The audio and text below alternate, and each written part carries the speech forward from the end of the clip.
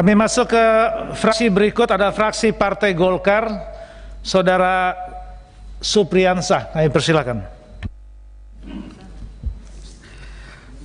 Terima kasih Pak Ketua. Bismillahirrahmanirrahim. Assalamualaikum warahmatullahi wabarakatuh. Tidak lama setelah Bapak menjabat sebagai Kabareskrim, pada saat itu Bapak telah mencatatkan dalam sejarah tinta emas buronan yang begitu lama bolak-balik masuk ke Indonesia. Ternyata di tangan Bapak, atas komunikasi antar lembaga, komunikasi antar keamanan antar negara, Bapak telah lakukan sehingga mampu membawa buronan yang puluhan tahun keluar masuk di Indonesia kembali ke Indonesia untuk mempertanggungjawabkan perbuatannya. Namun di sisi lain, Pak Sigit, keberhasilan itu sedikit tidak sempurna, diakibatkan karena adanya oknum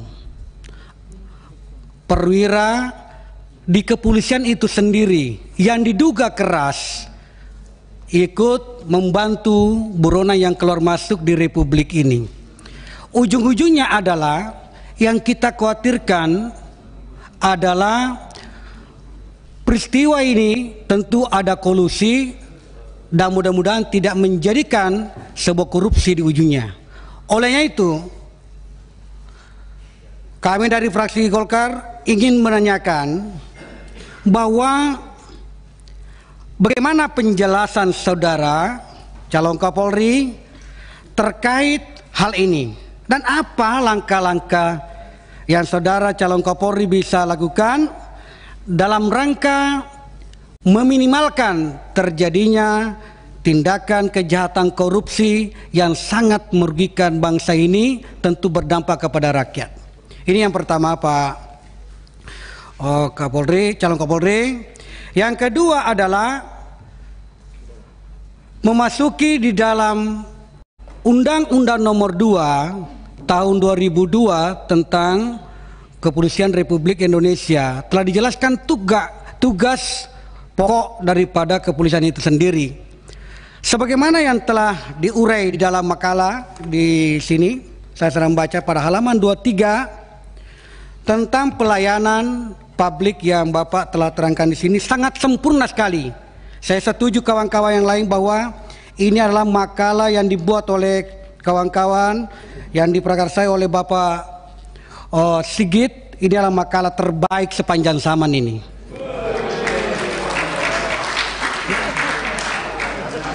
Sempurna menurut kajian kami, ya.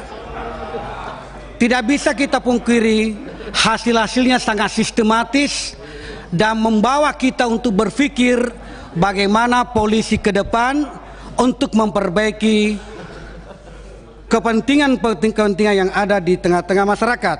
Saya berbicara tentang pelayanan publik.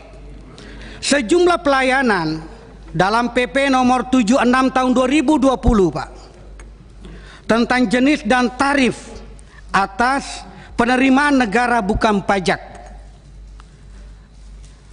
Tentu menurut data yang ada pada kami, kurang lebih 31 jenis PNBP yang ada di wilayah Kepolisian Republik Indonesia.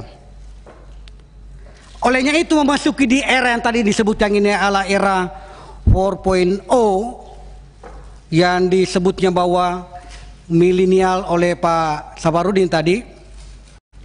Maka bagaimana kira-kira saudara bisa mentransformasikan sebagaimana yang ada dalam buku ini berbicara tentang transformasi? Bagaimana saudara bisa mentransformasikan berbagai pelayanan yang ada pada Polri agar dapat meningkatkan kualitas pelayanan kepada masyarakat? Ini terakhir dari Dapil. Pak Ketua izinkan kami, ini terakhir dari Dapil, bahwa Kabupaten Sopeng adalah salah satu kabupaten di Provinsi Sulawesi Selatan di mana kotanya banyak masuk dalam kawasan hutan. Baru-baru telah diproses, ditangkap oleh kepolisian orang yang menanam cabai di pinggir rumahnya itu juga diproses hukum. Kemudian yang sekarang ini menjalani kursi pesakitan di sana, ada 3 petani lagi-lagi diperhadapkan dengan hukum.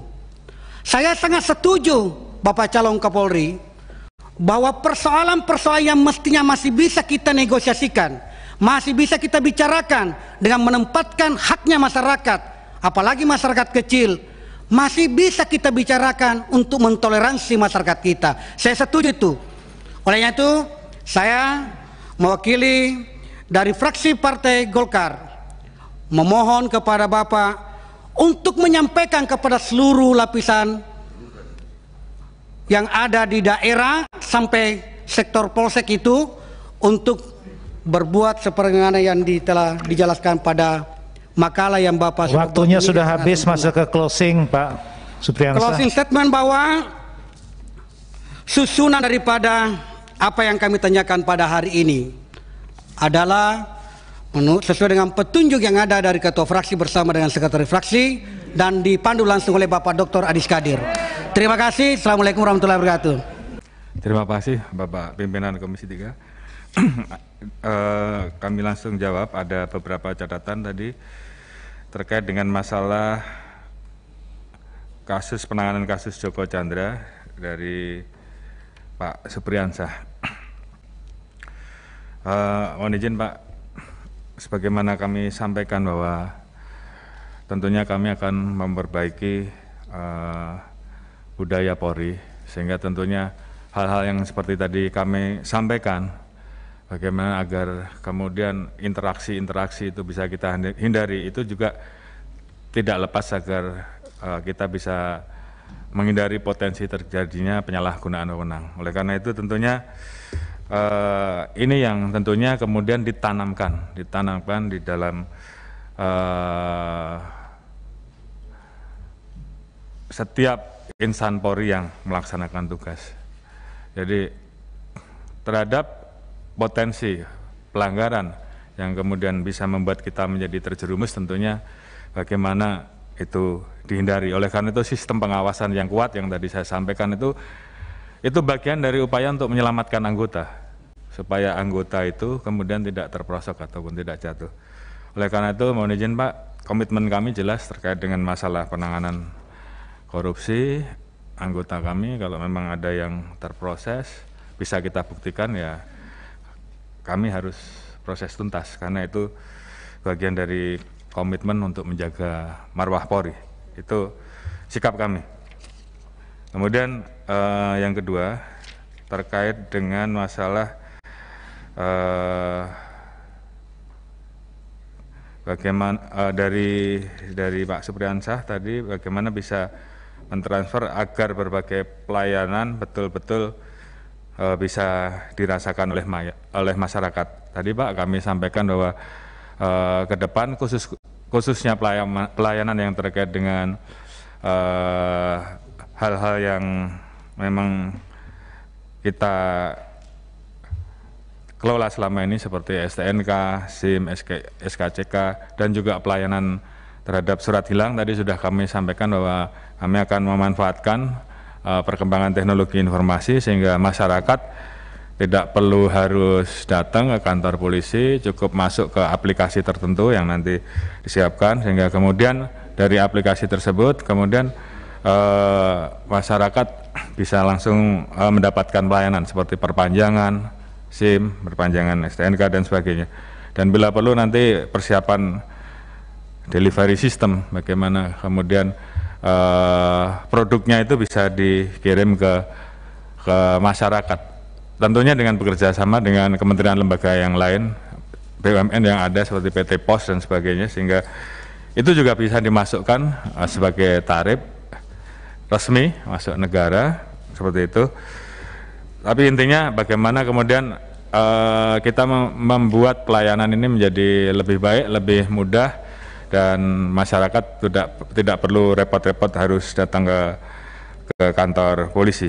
Kemudian terkait dengan masalah pelanggaran kawasan tadi yang di wilayah hutan yang terjadi di Sopeng, Pak, nanti akan kami turunkan tim untuk ngecek. Prinsipnya kami tadi sudah sampaikan terkait dengan Polsek sebagai lembaga resolusi yang bisa melakukan restoratif. Saya kira terhadap masalah-masalah yang kira-kira masih bisa diedukasi, tentunya akan kita berikan kesempatan. Cuman yang selalu saya pesankan, jangan sampai ada pelanggaran di hutan lindung.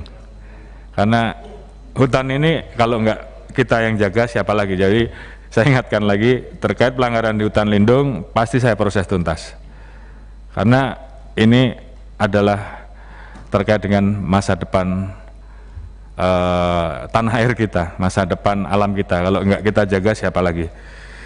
Jadi itu sikap kami.